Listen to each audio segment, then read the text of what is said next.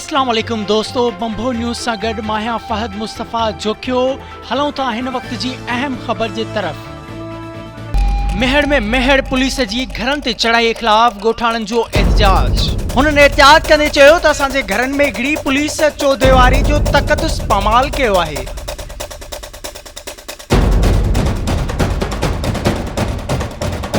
IG साहब के IG Sindh के भी गुजारिश था करूं तो खुदा के वास्ते मूं फ़कीर सां इंसाफ़ कयो वञे।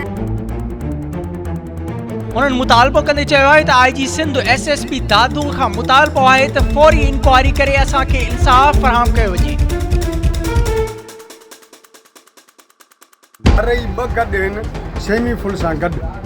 उन ॿिनि घरनि ते कल शाम जो को के माण्हू आया जिन हुननि जो तालो भॻो त भाऊ काॾे हो। उन पाण हाणे बयानु ॾिनो हिते प्रेस क्लब में बि। उन चयो बाबा असां पुलिस खे झलियोसीं त इहो घर बि ॼणा असांजो आहे, एॾे न वञूं। को बि पुलिस ज़बरदस्ती असांजा दर उते दरनि खे धकणी, को बि मर्द माण्हू कोन हुयो। हिननि सां लेडीज़ पुलिस बि कोन हुई।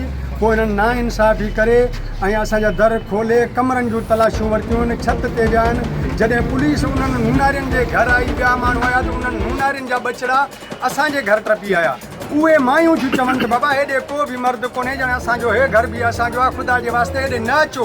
को बि पुलिस नाइंसाफ़ी करे असांजे बचनि खे हिरासां कयो आहे। जिते 2 मोबाइलियूं हुयूं, कुझु साइकिल मोटर हुया। ॾींहुं ॾिठे जो 3 परी जो टाइम आहे। तव्हांखे जेकॾहिं एॾो असली तव्हांखे शक हो त तव्हां असांखे इतला कयो, फ़ोन कयो, असां अचूं हा तव्हांखे तलाशी पंहिंजे घर जी ॾियूं हा न।